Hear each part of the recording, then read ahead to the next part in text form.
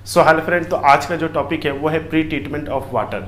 तो आज के वीडियो में हम लोग जानेंगे कि जो डीएम प्लांट में जो डीएम वाटर प्रोड्यूस किया जाता है तो उससे पहले वाटर का प्री ट्रीटमेंट किया जाता है। तो वो प्री ट्रीटमेंट कैसे किया जाता है, क्या उसका प्रोसेस है, उसको हम लोग डिटेल में देखेंगे। साथ में हम लोग देखेंगे कि डीएम वाटर जो प्रोड्यूस किया जाता है तो उसका पूरा जो प्रोसेस है, पूरा उसका जो फ्लो चार्ट है उसको भी हम लोग देखेंगे।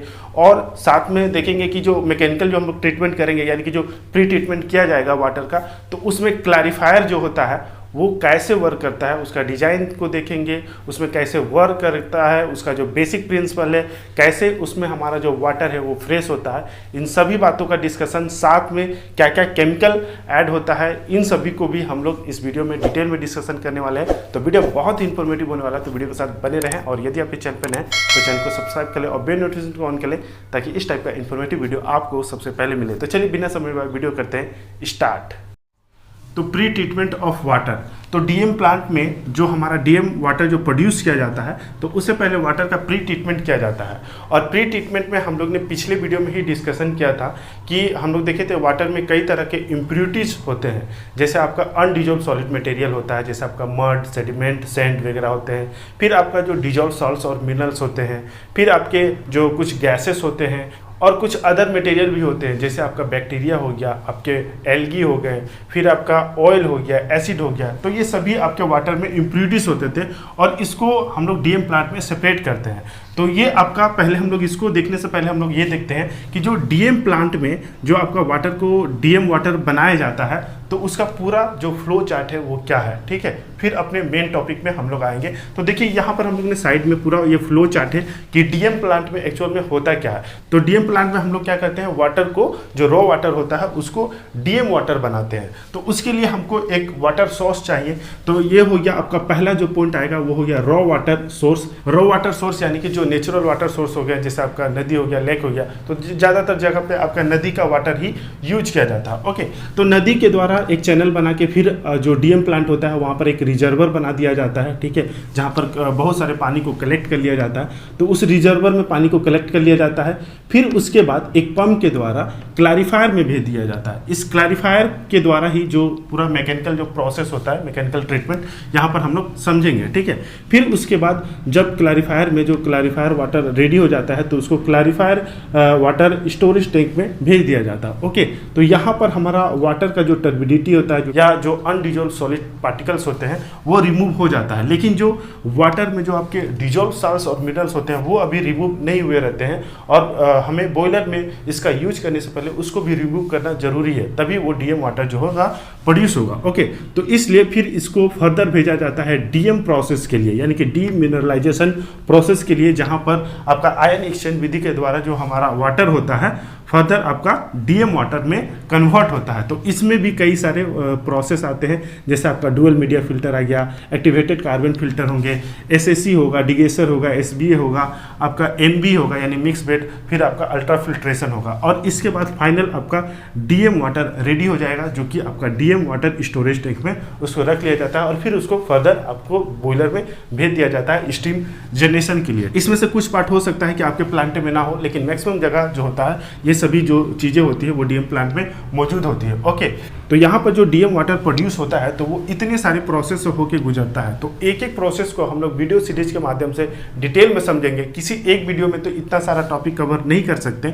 ओके, तो इसलिए यहाँ पर जो हम लोग जो टॉपिक को डिस्कशन करेंगे वो यहाँ से यहाँ तक करेंगे। ठीक है, यहाँ से यहाँ तक के प्रोसेस को, यानी कि रॉ वाटर सोर्स से लेके आपका क्लैरिफायर वाटर स्टोरेज टैंक के प्रोसेस को हम लोग मैकेनिकल ट्रीटमेंट कहते हैं या इसको प्री ट्रीटमेंट वाटर भी कहा जाता है। फिर उसके बाद हमारा फ्रेश वाटर रेडी हो जाता है। फिर उसके बाद उसमें सॉल्ट्स और मिनरल्स जो होते हैं वो मौजूद होते हैं, जो कि डीएम प्रोसेस के द्वारा उसको रिमूव किया जाता है। तो यहाँ इस वीडियो में हम लोग यहाँ से लेके यहाँ तक जो मैकेनिकल ट्रीटमेंट है उसको यहाँ पर हम लोग समझेंगे। ओके, और फिर नेक्स्ट वीडियो में इस डीएम प्रोसेस को भी हम लोग समझेंगे। तो आइए सबसे पहले हम लोग देखते हैं कि प्री ट्रीटमेंट ऑफ वाटर जो होता है वो कैसे होता है और उसमें क्या इक्विपमेंट लगे होते हैं, क्या केमिकल डोजिंग किया जाता है। तो देखिए देखिए ये एक सिंपल डायग्राम है क्लैरिफायर का। क्लैरिफायर का क्या मतलब होता है? तो क्लैरिफायर का मतलब होता है किसी चीज को साफ करना। तो यहाँ पर हमें वाटर को साफ करना है, इसलिए जो ये करता है उसको क्लैरिफायर कहा जाता है। ठीक है, तो यहाँ पर देखिए ये आपका क्लैरिफायर का डायग्राम हो गया। यहाँ पर हमें क्या क्लैरिफाइंग करना है? तो वाटर को करना है। तो वाटर हमें चाहिए, तो वाटर कहाँ से मिलेगा? तो जो हमारा जो रिजर्वर है, यहाँ पे वाटर सोर्स से चैनल की मदद से हम लोग रिजर्वर में वाटर को स्टोर कर लिए थे, और फिर ये यहाँ पर स्टोर किए हुए वाटर को फिर पंप के मदद से एक हम लोग स्टोरेज टैंक में यहाँ पे भेज देंगे। ठीक है, इससे पहले ही आपका जो स्क्रीनिंग का प्रोसेस है वो हो जाएगा। जो वाटर में आपके बड़े बड़े जो कंकड़ है, जो आपके गंदगी वगैरह है, वो यहीं पर आपके स्क्रीनिंग होके यहाँ पर पंप के द्वारा इस स्टोरेज टैंक में जाएगा। अब इस टैंक में हम लोग कुछ केमिकल को ऐड करते हैं अपने ज़रूरत के अनुसार, टर्बिडिटी को देखते हुए। तो वहाँ पर वो क्या करता है कि ये जो क्लैरिफाइंग का जो प्रोसेस है, जो वाटर का जो ट्रीटमेंट का जो प्रोसेस है, वो उसको फास्ट करता है, उसको बेहतर करता है। ठीक है, यहाँ पर जो केमिकल युक्त जो वाटर है वो फिर यहाँ से क्लैरिफायर में जाता है। यहाँ प्रेशर के साथ ये क्लैरिफायर में जाता है और इस तरह से ये नीचे से यहाँ पर ऊपर की तरफ फ्लो करता है। ठीक है, तो यहाँ पर अभी हम लोग इसको समझेंगे। पहले हम लोग देखते हैं ये क्लैरिफायर में क्या क्या अरेंजमेंट है। तो ये देखिए ये पूरा आपका जो क्लैरिफायर ये कहलाता है, और ये इसका आउटर सरफेस हो गया जो ये ग्रीन कलर का आपको दिख रहा है, और ये जो बीच में दिख रहा है तो ये इसको एक मोटर की मदद से ये पूरा जो रेक आर्म है उसको पूरा घुमाया जाता है। बहुत ही स्लो आरपीएम होता है। ये पूरा जो रेक आर्म होता है वो लगभग 2 से 3 घंटे में एक बार पूरा अपना राउंड जो है 360 डिग्री वो घूमता है। ठीक है, आप इस रेक आर्म में देखेंगे तो काफ़ी सारे स्क्रेपर लगे होते हैं। तो स्क्रेपर क्या होता है? जैसे घर में आप स्क्रेपर का यूज करते हैं ना, डस्ट का सफाई करने के लिए, तो वही स्क्रेपर होता है। ओके, फिर यहाँ पर जो भी वाटर में स्लज होते हैं तो इस पॉइंट में यहाँ पे नीचे में जमा हो जाते हैं। यहाँ पे मोटर का अरेंजमेंट होता है। ठीक है, और ये यहाँ पर जो भी क्लैरिफायर वाटर होता है तो यहाँ पर ये इसका आउटलेट हो गया और ये यहाँ पर इसका इनलेट हो गया। ठीक है, तो इधर से वाटर जाता है, इस तरह से ये फ्लो करता है और यहाँ पर क्लैरिफाइंग होके वो निकल जाता है। ये पूरा यहाँ पर आप देखेंगे तो 3 पार्ट होता है। सामने जो स्क्रीन में आपको जो पिक्चर दिख रहा है उसको भी देखिए, उससे आपको और भी ज़्यादा आसानी से क्लियर होगा। ओके, तो ये देखिए अंदर में एक छोटा सा पार्ट रहता है, फिर बाहर में एक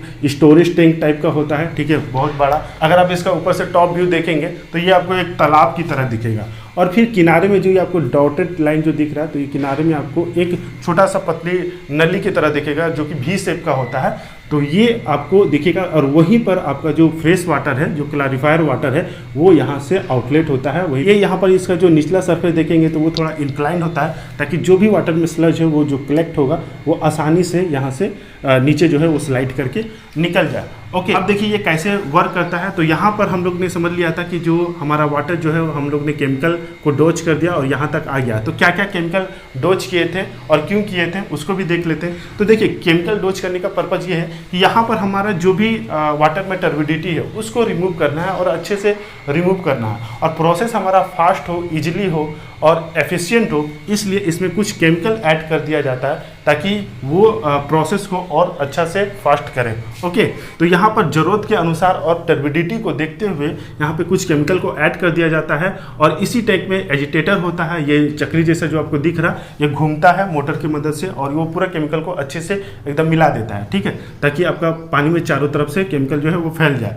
तो इसमें सबसे पहले जो केमिकल मिलाया जाता है वो क्लोरीनेशन प्रोसेस के लिए मिलाया जाता है, जिसमें हम लोग क्लोरीन या सोडियम हाइपोक्लोराइड मिलाते हैं। तो इसको मिला देने से क्या होता है, तो हम लोग जानते हैं कि हमारा जो रॉ वाटर होता है तो उसमें कुछ बैक्टीरिया होंगे, कुछ वायरस होगा, कुछ आपके एल्गी वगैरह होंगे, तो वो सभी को रिमूव करने का काम जो करता है वो यही करता है। ओके, क्लोरीनेशन प्रोसेस की मदद से उसको रिमूव किया जाता है। फिर नेक्स्ट जो है आपका कोगुलेशन आता है। तो कोगुलेशन में हम लोग कुछ कोगुलेंट मटेरियल को मिलाते हैं, जिसमें हम लोग नॉर्मली एलम का यूज करते हैं, जिसको हम लोग अल्मुनियम सल्फेट भी करते हैं। जैसे घरों में भी आप इसका यूज किए होंगे, जिसको नॉर्मली जो फिटकिरी कहा जाता है। तो बरसात के दिन में जो पानी में जो टर्बिडिटी अगर हाई आता है तो उसमें आप मिला देते हैं अगर फिटकिरी को, तो क्या होता है जितने सारे भी टर्बिडिटी होते हैं वो आसानी से नीचे आपका सेटल हो जाता है और ऊपर में फ्रेश वाटर हो जाता है। ठीक है, तो उस फ्रेश वाटर को आप यूज कर लेते हैं। तो ठीक वही काम जो होता है वो यहाँ पर होता है, जो हम लोग यहाँ पर एलम को यानी कि जो फिटकिरी को यहाँ पर मिला देते हैं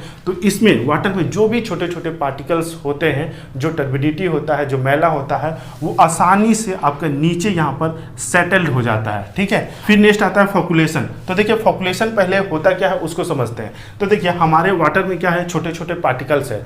तो अगर कोई ऐसा केमिकल हम लोग ऐड कर दे जिससे जो छोटे छोटे पार्टिकल्स है वो आपस में जुड़ जाए और एक लमसम बना दे, ठीक है, एक आपका बड़ा सा मटेरियल बना दे कलेक्ट होके, तो वो जो बड़ा सा मटेरियल जो बनाएंगे ना, जो कलेक्ट करके जो स्लज बनाएंगे, उसको कहा जाता है फ्लॉक। ठीक है, और ये जिस प्रोसेस के मदद से होता है उसको कहा जाता है फॉकुलेशन। तो इस प्रोसेस को करने के लिए हम लोग को कोई ना कोई आपका केमिकल ऐड करना होगा, तो वो केमिकल होता है पॉली इलेक्ट्रोलाइट। तो जब ये केमिकल ऐड कर दिया जाता है तो फॉकुलेशन का प्रोसेस होने लगता है। फॉकुलेशन जब होता है तो वाटर में जो भी पार्टिकल्स है वो आपस में पूरी तरह से चिपक जाते हैं और बड़े बड़े पार्टिकल्स में कन्वर्ट हो जाते हैं। और जब बड़े पार्टिकल्स में कन्वर्ट होंगे तो क्या होगा, उनकी डेंसिटी हाई होगी, वो भारी हो जाएंगे और भारी होने की वजह से क्या होगा कि वो यहाँ पर कलेक्ट हो जाएंगे नीचे में। ठीक है, तो ये प्रोसेस और भी इजीली और भी फास्ट हो जाएगा। ओके, अब नेक्स्ट जो केमिकल है वो है लाइम। तो इसका यूज कभी कभी किया जाता है। इसका यूज कब किया जाता है, जब हम लोग को जो कोगुलेशन में आपको जो ये एलम यूज करते हैं तो ये क्या करता है, वाटर के साथ रिएक्शन करके एक तो आपका स्लज का फॉर्मेशन करता है, दूसरा आपका H2SO4 का फॉर्मेशन करता है। और H2SO4 क्या है, एक एसिड है, और अगर हमारे वाटर में एसिड आएगा तो इसका मतलब है उसका pH जो है वो डिक्रीज कर जाएगा। तो अगर बहुत ज़्यादा डिक्रीज कर जाएगा तो pH को मेंटेन करने के लिए वहाँ पर लाइम को डोज किया जाता है, लाइम मिलाया जाता है, जिसकी वजह से जो pH है वो थोड़ा बूस्ट कर जाता है। ठीक है, pH उसका बढ़ जाता है, तो इसलिए इसका यूज किया जाता है। तो इतने सारे केमिकल को यहाँ पे ऐड किया जाता है। ओके, तो देखिए यहाँ पर हम लोग केमिकल को ऐड कर दिए, तो ये जो केमिकल युक्त जो वाटर है अब आपका क्लैरिफायर में आएगा। तो क्लैरिफायर में ये इस तरह से आएगा, ये चूंकि पंप के द्वारा आ रहा तो इसमें कुछ ना कुछ प्रेशर होगा, तो ये प्रेशर के अनुसार ये नीचे से ऊपर की ओर फ्लो करेगा। जो इंटरनल आपको जो टैंक दिख रहा पिक्चर में भी देखिए, जो इंटरनल आपको जो टैंक दिख रहा है इसी में आपका नीचे से ये ऊपर की ओर फ्लो करेगा। ये आपका वाटर गया इस तरह से और ये ऊपर में इस तरह से ये बड़े वाले टैंक में आ जाता है। ठीक है, अब बड़े वाले टैंक में होता क्या है कि वाटर का मूवमेंट जो होता है बहुत ही स्लोली होता है, और ये जो वाटर जो आता है वो बहुत स्लोली आता है। तो इसमें बड़े वाले टैंक में वाटर जो होता है वो मिक्स होते रहता है। तो यहाँ पर चूंकि वाटर में बहुत ही स्लोली मूवमेंट होता है तो वाटर में जो भी आपके स्लज वगैरह का फॉर्मेशन हुआ है वो धीरे धीरे हेवी मास होने की वजह से वो नीचे यहाँ सेटल हो जाएंगे। ओके, और यहाँ पर सेटल होंगे, यहाँ के ये सरफेस में जमा हो जाएंगे। और ये सरफेस में क्या है, तो आपका स्क्रैपर लगा हुआ है जो कि ये कंटिन्यूअस घूम रहा है। ठीक है, कंटिन्यूअस स्लो आरपीएम पे ये घूमता रहता है। तो ये क्या करेगा, ये इसको घुमा के ये इसको स्क्रैपर की मदद से उसको यहाँ पे स्लज पिट में लेता है और फिर यहाँ से स्लज पिट से इस स्लज को डिस्चार्ज किया जाता है, यानी कि रिमूव कर दिया जाता है। अब देखिए यहाँ पर जो आपको बड़ा सा जो टैंक आपको दिख रहा है तालाब जैसा, तो ये जो पार्ट जो होता है यहीं पर आपका जो मटेरियल जो होता है वो हेवी मास में जो केमिकल हम लोग ऐड किए हैं वो हेवी मास में फॉर्मेशन होता है। ठीक है, यानी कि फ्लॉक का फॉर्मेशन होता है, फॉकुलेशन प्रोसेस होता है, इसलिए इसको फॉकुलेशन टैंक भी कहा जाता है। या यहाँ पर सेडिमेंटेशन प्रोसेस होता है, यानी कि जो मटेरियल होता है वो सेट होता है नीचे में, तो इसलिए इसको सेडिमेंटेशन टैंक भी कहा जाता है। ओके, अब अगर हम यहाँ पर अगर आपसे पूछें कि अगर ऊपर वाला वाटर ज़्यादा फ्रेश होगा या नीचे वाला, तो जाहिर सी बात है कि ऊपर वाला जो वाटर होगा वो ज़्यादा फ्रेश होगा।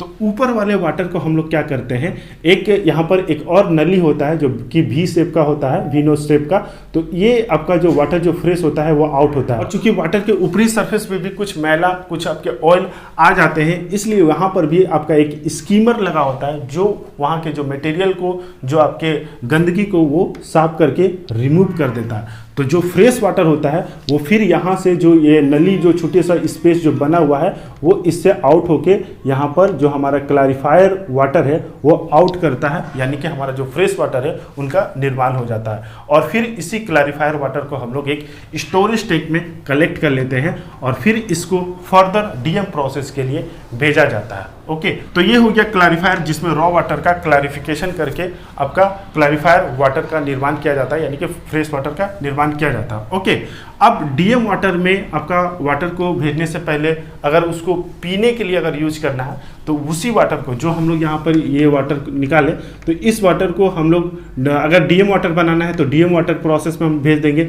और अगर इसको पीने के लिए यूज करना है तो फिर इसको एक सेंड फिल्टर में भेज दिया जाता है। तो सेंड फिल्टर में जैसे ही जाता है तो वाटर में जो भी थोड़े बहुत भी अगर टर्बिडिटी बच गए हैं, थोड़े बहुत भी छोटे छोटे पार्टिकल्स बच जाते हैं, तो वहाँ पर जो सेंड फिल्टर होता है वो उसको ट्रैप कर लेता है। क्योंकि सेंड क्या चीज़ होता है, एक अच्छा ट्रैपर होता होता है, एक अच्छा एब्जॉर्बर होता है, ठीक है, एक अच्छा आपका फिल्टर की तरह काम करता है। तो वो क्या करता है कि वाटर में जो भी आपके छोटे छोटे पार्टिकल्स बच गए तो वो उसको भी रिमूव कर देता है और वाटर जो है वो पूरी तरह से फ्रेश होकर निकलता है, जिसका यूज पीने के लिए किया जाता है। ओके, तो यही हो गया आज के वीडियो में, जिसको हम लोगों ने देखा कि pre treatment of water clarifying की मदद से कैसे होता है या मैकेनिकल ट्रीटमेंट कैसे होता है। अब हम लोग नेक्स्ट वीडियो में देखेंगे कि डीएम प्रोसेस कैसे किया जाता है। तो आई होप कि आज का जो ये टॉपिक था वो आपके लिए हेल्पफुल होगा। बाकी वीडियो कैसा लगा कमेंट बॉक्स में जरूर बताएं, और वीडियो हेल्पफुल होगा तो प्लीज़ वीडियो को लाइक जरूर करें। आपका एक लाइक हमें ऐसे ही और कई सारे इन्फॉर्मेटिव वीडियो बनाने के लिए मोटिवेट करता है। आई होप कि आप इसे समझोगे। मिलेंगे नेक्स्ट वीडियो में, तब तक के लिए जय हिंद।